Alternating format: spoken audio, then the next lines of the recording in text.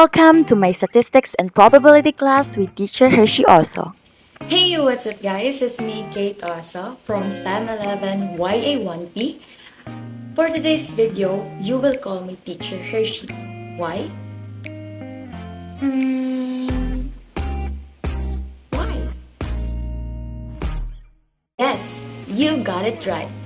For today's video, you will call me teacher Hershey because I am going to tackle or discuss all about coefficient of a correlation under statistics and probability.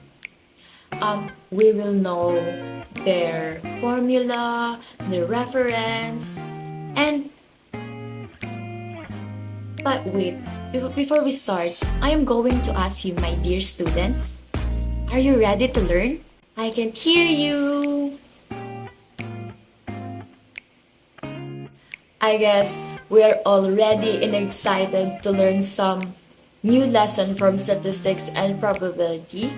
So let's get to know first what is coefficient of a correlation. Let's get into the video. The coefficient of a correlation is a measure that describes how closely the points in the scatter diagram are spread around the line. The sample correlation coefficient is represented by P, Greek letter rho. A correlation coefficient is a numerical measure of some type of correlation, meaning a statistical relationship between two variables. The variables may be two columns of a given data set of observations, often called a sample, or two components of multivariate random variable with a known distribution. Correlation coefficient is the specific measure that quantifies the strength of the linear relationship between two variables in a correlation analysis. Please take a look to our formula that we will gonna be using for this lesson. And here is our references interpreting correlation coefficient R. Examples. Hello my dear students, welcome again for another episode of this educational purposes vlog. In this video, we have example 1 with an x stands for independent variable and y for dependent variable. Here is our given, and we have a table right down below. We have x, y, xy, x squared, and y squared. Here is we all gonna do is to list down all the given numbers of each variable. We have 12, 25, 30, 35, 50, 65, 68, 73, and 80. Next is we all gonna do is to list down all the given numbers of variable y. We have 50, 43, 40, 38, 35, 20, 15, 10, and 5. The next thing that we are going to do is to find the value of xy. In this computation, we are going to use a calculator. So bring out your calculator and let's see if we do have a same answer. 12 times 50 is equals to 600. So we're going to write down the number 600. Next is the same process. 25 times 43 is equals to 1075. 30 times 40 is equals to 1200. Next is 35 times 38 is equals to 1330. 50 times 35 is equals to 1750. Next is 65 times 20 is equals to 1300. 68 times 15 is equals to 1020. 73 times 10 is 730, and last is 80 times 5 is equals 400. Please check if we do have a same answer. Next, we're going to find the value of x squared. The same process, we will gonna be using a calculator. But this time, we will write the given number of x variable and put squared. Let's see what is the answer. So 12 squared is equals to 144. Next given number is 25 raised to 2 is equals to 625. 30 squared is equals to 900. 35 squared is equals to 1225. 50 squared is equals to 2500. Next is 65 raised to 2 is 4225. And 73 raised to 2 is equals to 5329. And 80 raised to 2 is equals to 6400. Use a calculator for confirmation if we do have a same answer. Now, we're going to find the value y. It's the same process of the x squared. All we're gonna do is to put the given number of a y dependent variable and use the calculator and put a squared. So, the 50, we have 2500. 43 squared is equals to 1849. And 40 is equals to 1600. Next is 1044, 1225, 400, 225, 125. Now we are going to add all of the given variable. Let's get to add first the value of x independent variable. 12 plus 25 plus 30 plus 35 plus 50 plus 65 plus 73 plus 80.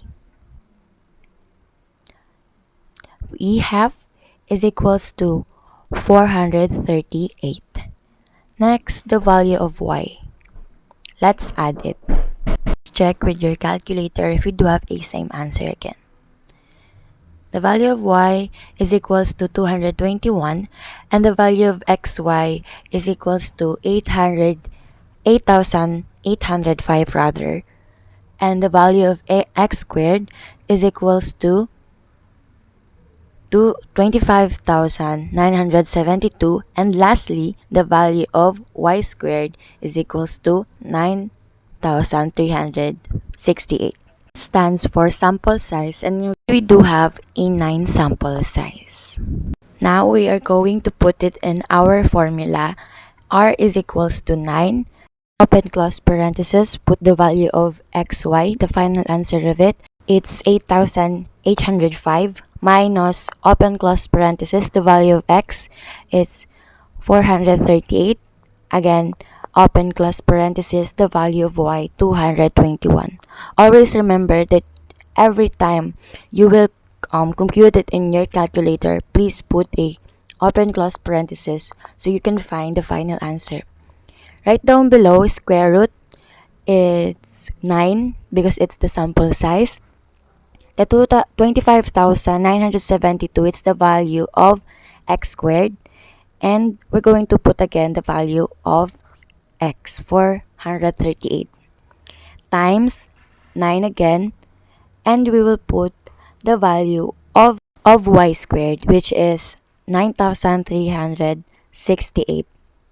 Close parenthesis, again, put a minus, and write the value of y, which is 221.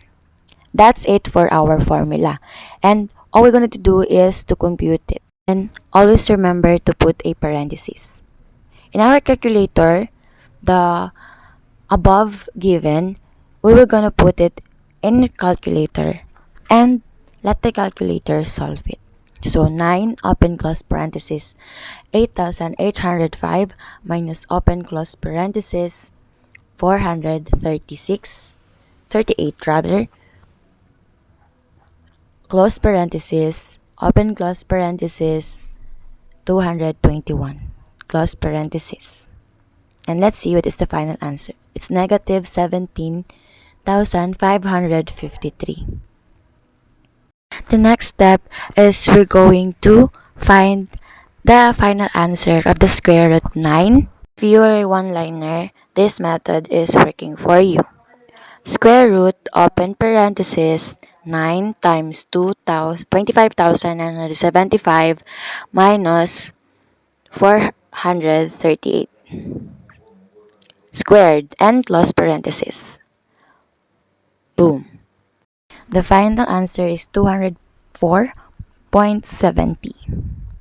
We will write it below 7,553 because that's the final answer of the value of x squared and x that we are solving with the square root. Have a 188.34 for the value of y squared and y that we are solving right now. Next is to times the both number below.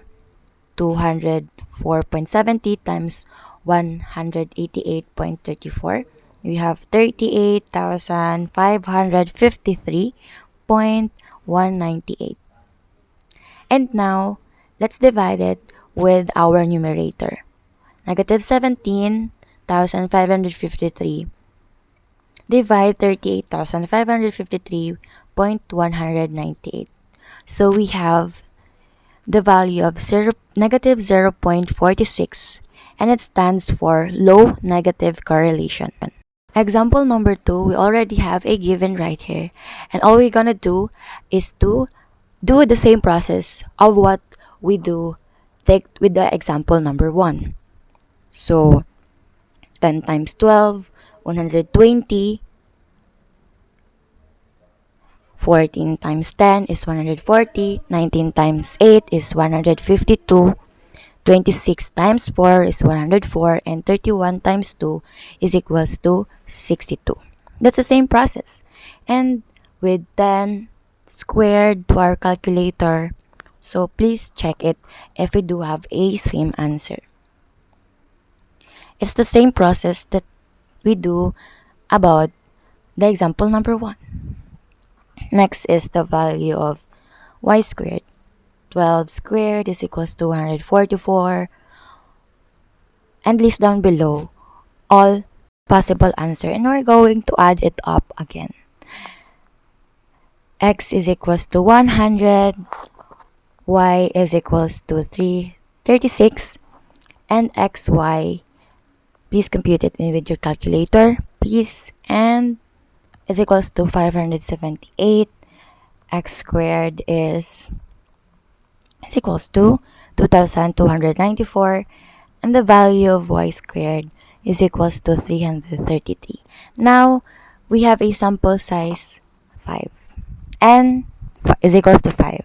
So, we're going to put in our formula 5 open parenthesis 578 close parenthesis minus open parenthesis the value of x is equals to 100 and the value of y is 36. And below, we have a square root, the sample size number, 5, open parenthesis, 2,294. It's because it's the value of x squared. And we put again the value of x squared. So, times 5, the value of y squared, 333, and the value of y, 36 squared. We're going to add it up in our calculator, so please check. And we have a negative 710. And below, we're going to calculate it in our calculator using of what is the method I do last time. Put the value of x squared and xy. And the same method, we're going to times it both and we have a 736.5114. And we have a final answer after we divide it, negative 0.96.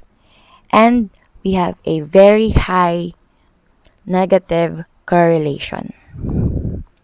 I hope we got the same answer.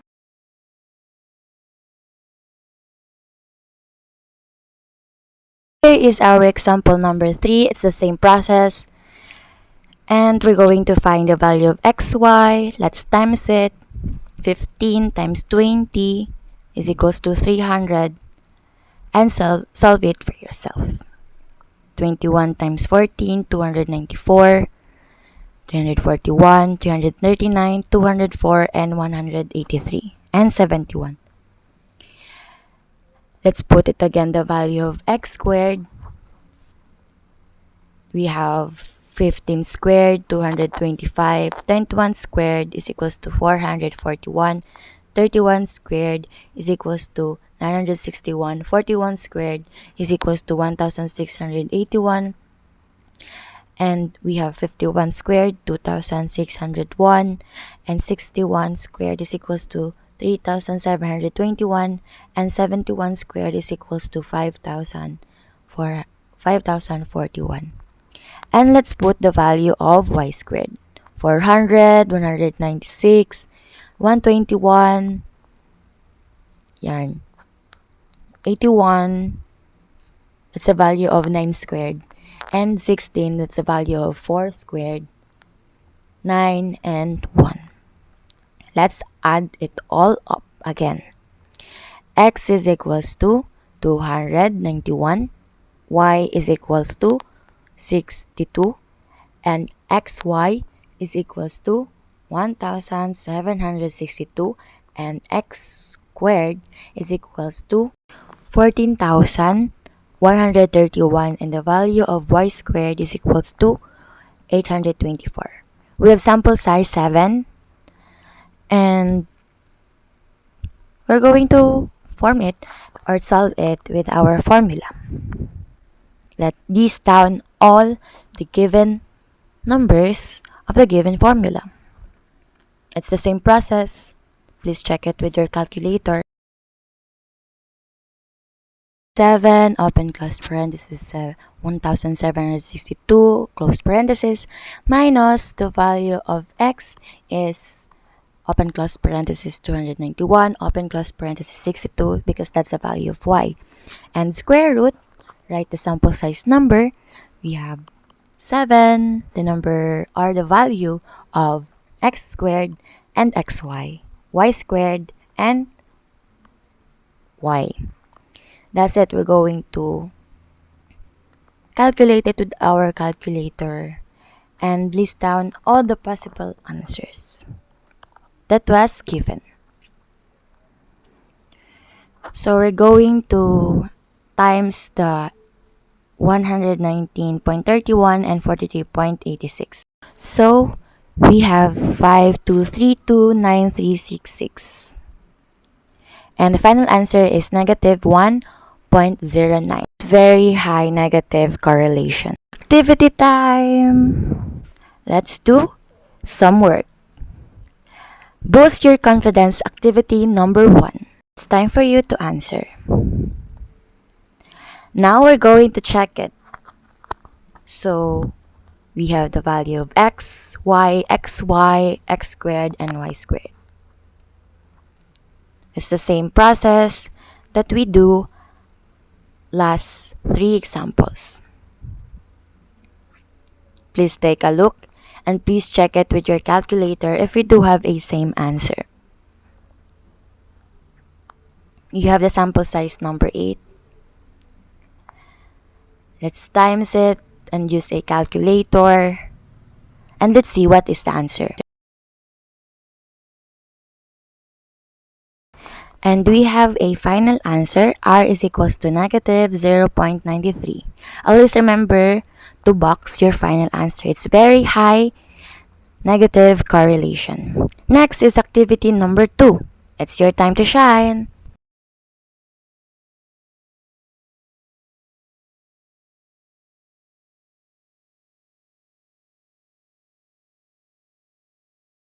Is right. We have the value of xy, x squared, and y squared. And list down in our graph the possible answer that is equals to our calculator. And add it all up again. It's equals 21, 48, 201, 211, 91, 490, and put it with our formula. And let's solve it. You have 258. It's a positive. It's different from the other example because our past example is all about negative, but we have a positive answer. Answer R is equals to 0.41. Box your final answer, low positive correlation. And last, our activity number 3. Boost your mind and solve it.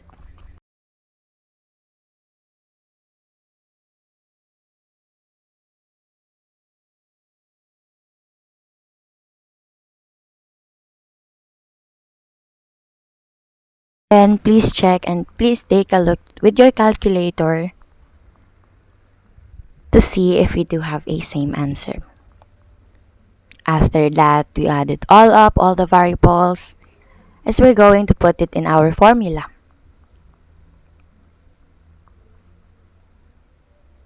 Times it, divide, and that's the final answer.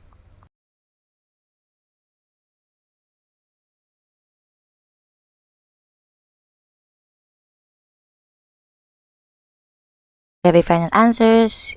R is equals to negative 0.39, and we do have a low negative correlation. Yan. And we are done. That's it for today's video. I hope you learned a lot from me and from our lesson for today, which is the coefficient of correlation. Always remember, just because we can find a solution, it doesn't mean that there isn't one. That's it for today's video. I hope you like, share, and subscribe, and click the notification bell for more updates and for more upcoming videos. And see you on my next one. Bye!